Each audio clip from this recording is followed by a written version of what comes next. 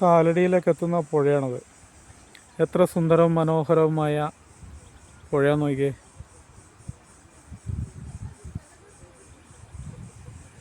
പാണിയേലി പോരിലാണ് ഇപ്പോൾ ഉള്ളത്. കുറച്ചും കൂടെ മുന്നോട്ട് നടക്കണം. നിങ്ങളാണ് വേറെ വ്യത്യസ്തമായ വ്യൂ പോയിന്റുകളൊക്കെ കാണുന്നത്. അതുകൊണ്ട് മരമൊക്കെ പൂത്ത് നിൽക്കുന്നുണ്ടോ? നല്ല രസമല്ലേ? ഒരുപാട് വർഷമായി ഞാനിത് വഴി വന്നിട്ട്. വളരെ വ്യത്യസ്തമായ മാറ്റങ്ങളാണ് ഇവിടെ വന്നിരിക്കുന്നത്.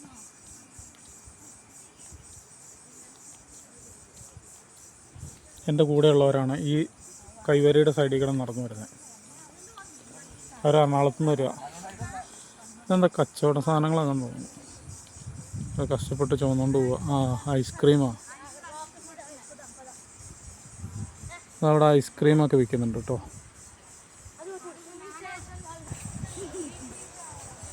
ഇതാണ് ഫസ്റ്റത്തെ പോയിന്റ്. നമ്മൾ അങ്ങോട്ട് തിരിയാനുള്ള സ്ഥലമാണത്.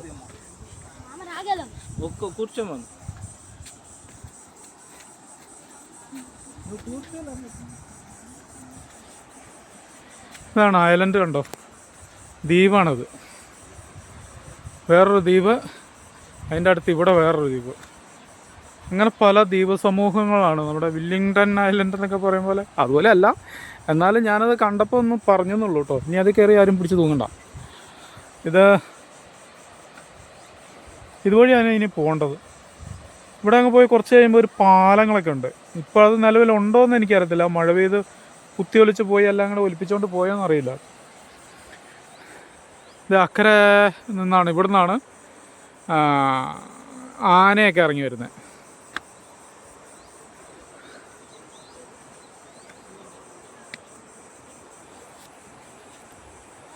സാർ, ദാറ്റ്സ് ആ എലിഫന്റ് വാക്കിംഗ് വേ.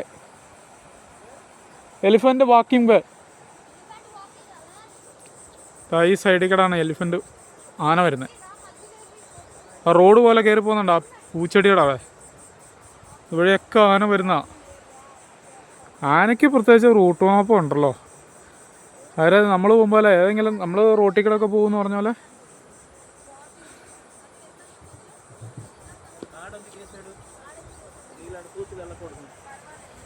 വേറൊരു കാര്യങ്ങളുണ്ട്.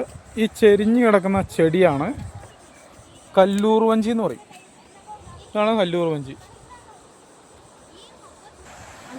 ഇതാണ് ഞാൻ നേരത്തെ അകലെന്ന് കാണിച്ച ഡിഫറൻറ്റ് ഇത് ഐലൻഡാണത്.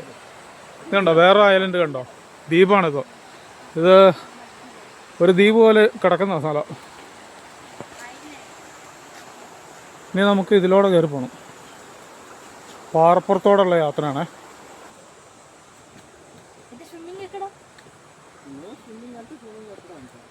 നല്ല രസമല്ലേ? ഗുഹയ്ക്കുള്ളിൽ കൂടെ പോകും പോലെ ഉണ്ട്. പാണിയേലി പോരിൻ്റെ എൻഡിങ്ങിലേക്ക് ഞങ്ങൾ പോയിക്കൊണ്ടിരിക്കുകയാണ്. നല്ല രസമുണ്ട് കേട്ടോ ഇവിടെ.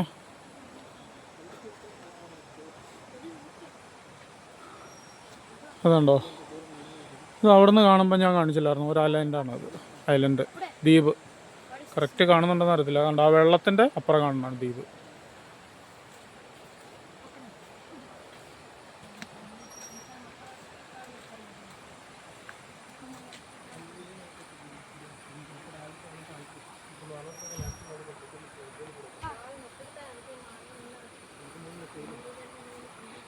ഞാനിതിലിങ്ങനെ ഈ കയറൊക്കെ കെട്ടിയേക്കണുണ്ടോ? ഈ കയറൊക്കെ കെട്ടുന്നതിന് മുമ്പ് ഞാനിവിടെ വന്നിട്ടുണ്ടായിരുന്നു. ഒരു 8-9 വർഷം മുമ്പ് വന്നോ. പിന്നെ ഞാനിപ്പോഴാണ് വരുന്നത്. 2026 മെയ് 2-ന്. മെയ് 2-നാണ് ഞാനിവിടെ വരുന്നത്. Elephant waste. എലഫൻറ്റ് ആന പിണ്ടം ആണ് കാണിച്ചത് ആദ്യം.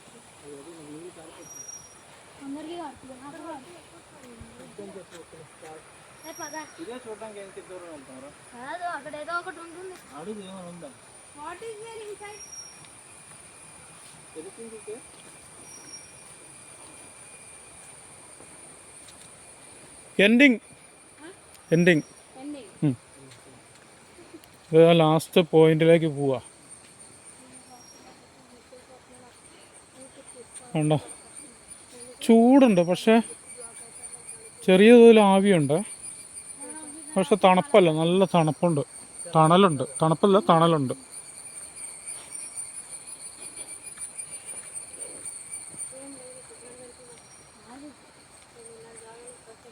ഇതിനിപ്പോൾ ഇങ്ങനെ പോയി കൂടുതൽ കാണിച്ച് വെറുപ്പിക്കുന്നില്ല. ഓക്കെ, കുറച്ച് കഴിഞ്ഞിട്ട് ബാക്കി ഇങ്ങനെ കാണിച്ചു തരാം കേട്ടോ. അങ്ങനെ നമ്മൾ എൻഡിങ്ങിനോട് എടുത്തുകൊണ്ടിരിക്കുകയാണ്.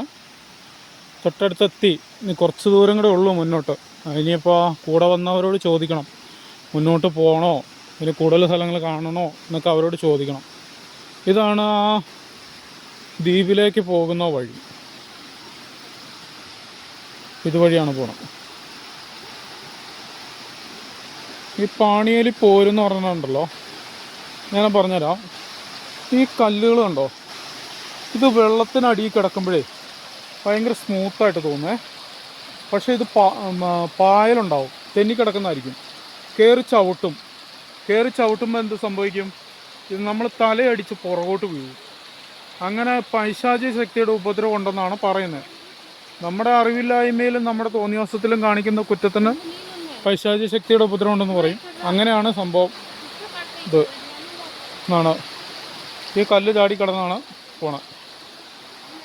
ആൾക്കാരിവിടെ മുകളിൽ കുളിക്കി വെക്കുന്നുണ്ട്. അങ്ങോട്ട് കാണിക്കുന്നില്ല, ക്യാമറ തിരിക്കുന്നില്ല, മോശമായിരിക്കും.